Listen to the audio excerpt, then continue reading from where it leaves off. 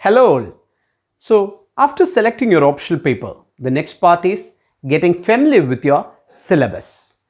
English literature syllabus has two parts, paper 1 and paper 2. Paper 1 covers the age between 1600 to 1900. Roughly, it covers the literary age between Renaissance and Victorian age. Paper 2 covers the age between 1900 and 1990. It includes the major literary movements such as modernism, postmodernism and postcolonialism in literature. So now let's check each paper in detail. So for English literature, we have two papers and we will discuss the syllabus in detail. As of paper 1, we have a list of literary movements and then it is divided into section A and section B. So here in the list of literary movements, we have the Renaissance, metaphysical poetry, neoclassicism, the Romantic movement, Victorian age, etc. Now in section A, we have poetry and drama. The first work begins with The Bard of Avon, William Shakespeare, and it includes the famous tragedy King Lear and his swan song The Tempest. Then we have the famous metaphysical poet John Donne.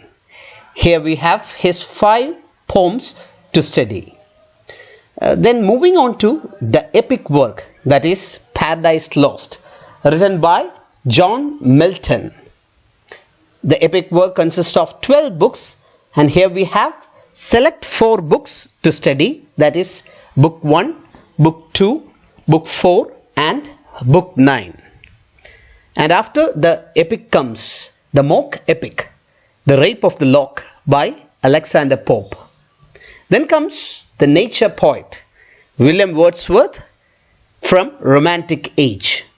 He wrote numerous poems and we have 9 select poems to study, and those poems deals with various themes such as nostalgia, beauty of nature, childhood, imagination, etc.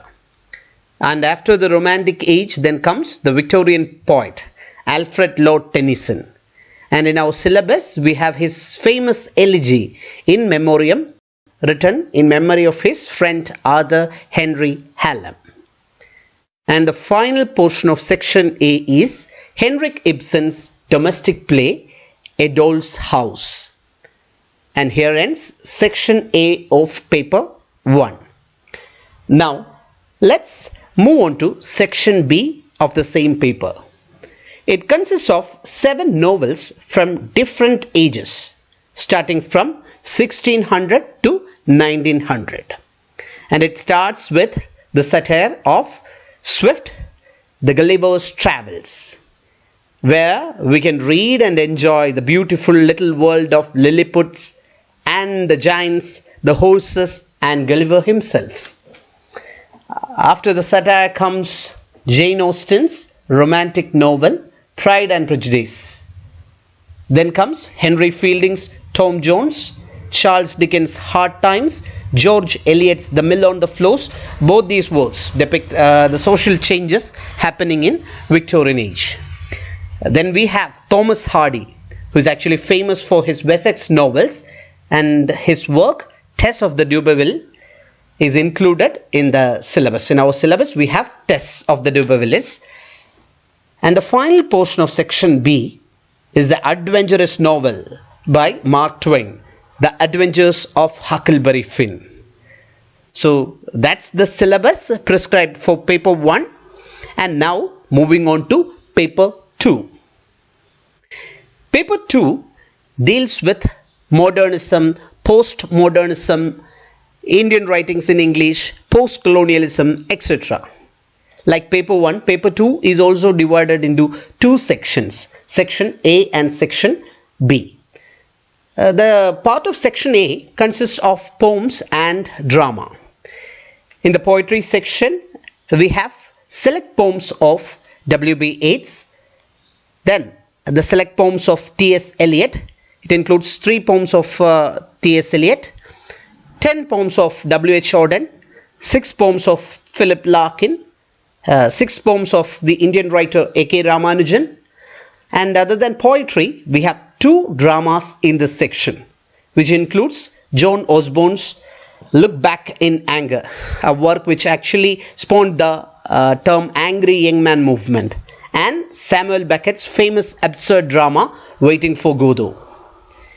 In section B, we have 7 select novels starting with Conrad's Lord Jim, James Joyce's Portrait of an Artist as an Young Man, then D.H. Lawrence's Sons and Lovers, E.M. Forster's A Passage to India, Virginia Woolf's Mrs. Dalloway, a work which is an example of stream of consciousness technique, and then we have the Indian writer Raja Rao's Kantapura, and in the end, V.S. Naipaul's A House for Mr. Bishwas, which deals with post-colonialism and identity crisis of an individual.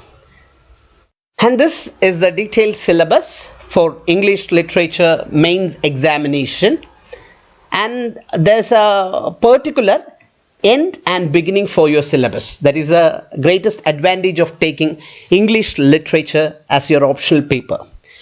And you have to go through every work in a smart way so that you can catch your dream. That's it. All the best. Thank you.